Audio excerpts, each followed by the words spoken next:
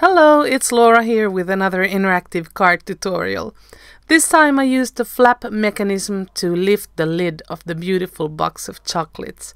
I adapted it from a tutorial that I saw on the Amazing Pop-Up channel. I'll leave a link in the description box if you want to check it out. Okay, let's get right to the nitty-gritty. I started with a 2" by 2.5 inches rectangular piece of heavyweight cardstock. 1.5 inches from the lower edge we have a score mark and 2 little flaps.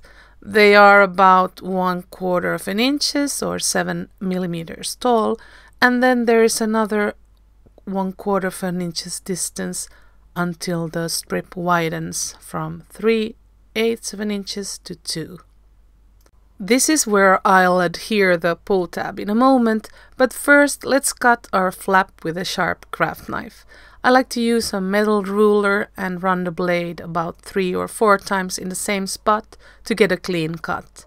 Be careful not to overdo it or the flap won't be sturdy enough to flip the lid.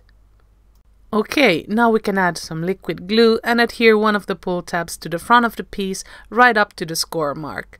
I scored it off camera, but don't forget to do that before moving on. I'm just gonna use my grid to line it up perfectly before the glue dries. By the way, it's in centimeters if you're wondering why the measurements don't make sense. Next, we'll use the same glue to adhere the main panel, cut with the second largest die from the A2 stitched rectangle STAX set 1 Die-namics to the second slightly larger one in Kraft. This will also make the slot that we're going to cut next a lot sturdier.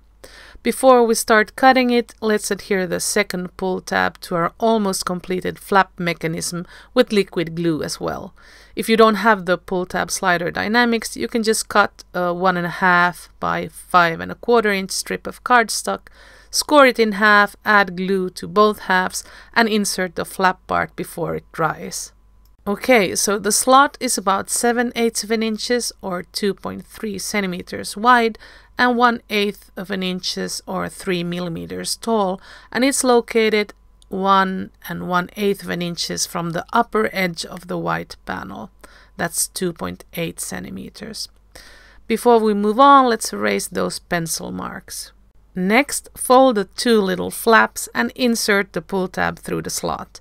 Open them up again on the back and try out the mechanism to get a feel of how it works. I noticed that my pull tab was too long, so I just cut off about 0.5 inches and stamped the word pull from the interactive label set again. Speaking of sentiments, I forgot to mention that this one is from the Sweet Nothing stamp set.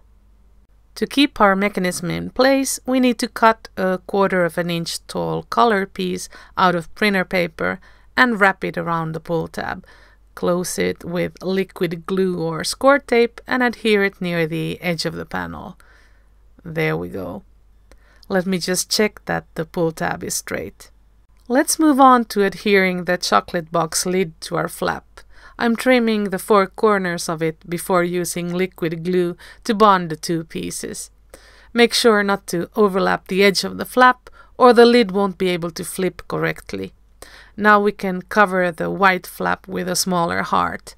You could even write the name of the recipient or stamp a little personalized message here. I skipped ahead a little bit and added 2 layers of foam tape to the back of our panel off camera. And as always, I like to expose the stickiness of 2 opposite corners before adhering it to the card base. I added some shading to the lower part of the box with Copic markers to make it look a little more realistic, since the mechanism doesn't allow us to add too much volume here. It's so much fun to die cut and assemble the little chocolates. You'll find the list of cardstock that I used below. And here's where I made a little mistake as a newbie to this type of interactive card. I should have pulled out the pull tab just a smidge, revealing about 1/8 inches of it through the slot, and adhere the other part of the chocolate box slightly lower so that the lid would lay flatter against it. I would have needed to trim the pull tab another 1/4 inches though. Anyway, in hindsight, I would recommend that you assemble the lower part of the box without adhering it before you get a feel for the mechanism. Or maybe it just ends up loosening a bit when you use it enough.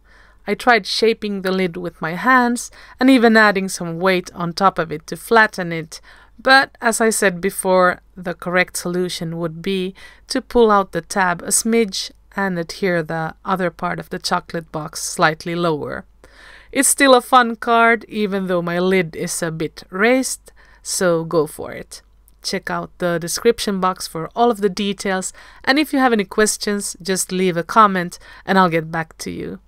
Bye bye, hasta la próxima!